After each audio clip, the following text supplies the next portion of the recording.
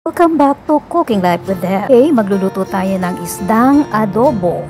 Na syempre, imamarinate natin ang isda. Dito may 2 kilo ako ng isdang raho o rojo. Ibababad natin sa kalamansi at asin. Dito gumamit ako na pirasong kalamansi o kaya naman pwede kayong gumamit ng lime or lemon. Yan din natin ng kaunting paminta tapos ibabad natin ng mga 30 minutes o 30 minuto. Tama na rin natin sa pagbabad ang pinagtigaan ng kalamansi o kaya naman lemon or lime. Ito ay makakatulong upang maalis ang amoy ng isda. Itong mabuti pero mag-ingat sa tinik, lalo na kung ito ay matinik. Pero itong isdang ito ay kaunti lamang ang tinik dahil inalisan na namin ng tinik. Tapos mahalong mabuti ay takpan at ibabad ito ng 30 minuto. Lipas ng 3 minuto ay atin ang umpisahan ang pagpiprito ng isda. Siyempre kailangan natin ng mantika pero huwag masyadong madami. Hindi naman natin kasi kailangan huwag sa mantika or deep fry. Pag mainit na ang mantika ay atin na umpisahang ilagay ang isda. Dahang ilagay ang isda nang sa ganoon ay hindi tayo matilamsikan o matapunan ng mainit na mantika.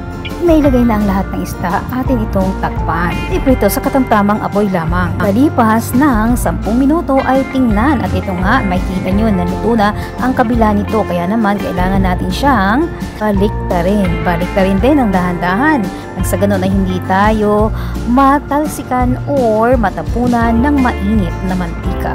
Takpan natin muli ng 10 minuto at pagkalipas ng 10 minuto ay atin ulit itong tingnan. Ito nga, luto na ang ating isda. Ito, tinalamang natin ang proseso sa pagluto hanggang sa matapos malutong lahat ang ating 2 kilong isda.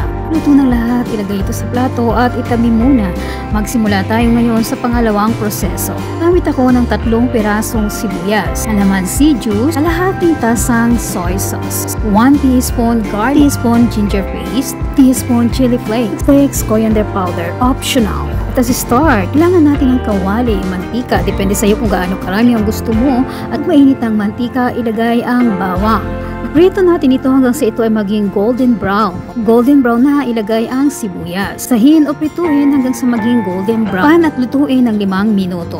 Pas ng 5 minuto atin itong tingnan at mapapansin natin ngayon na medyo nagpa-brown na siya pero kailangan pa ng kaunti kaya takpan muli at tingnan after ipas muli ng 5 minuto at makikita nyo magiging ganito na siya, magiging golden brown or brownish na siya. Ngayon ilagay natin lahat ng mga ingredients na natitira, haluin at lutuin mabuti bago ilagay ang isda. Ilagay na rin natin ang calamansi juice, haluin at lagyan ating baso ng tubig.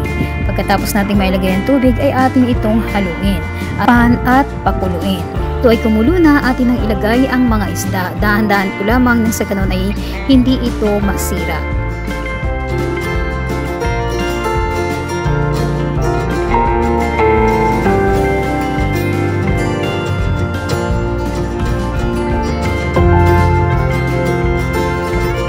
Tapos ilagay ang lahat ng isda, atin itong takpan at pakuluan ng 10 minuto. Pagkalipas ng 10 minuto ay tingnan at ito makikita nyo, lambot na rin ang ating isda. Kaya pakuluan pa natin ng konti hanggang sa kumunti na yung ating tubig at kapag kaunti na, ilagay tayo ng ilang pirasong bay leaf. Takpan at pakuluan pa natin ng 1 minuto. Pagkalipas ng 1 minuto, makikita natin, ayan, ganyan na siya, luto na nga. Ngayon, idagdag natin ang lahat o natitira pang ingredients tulad ng cinnamon stick. Ito ay optional lamang.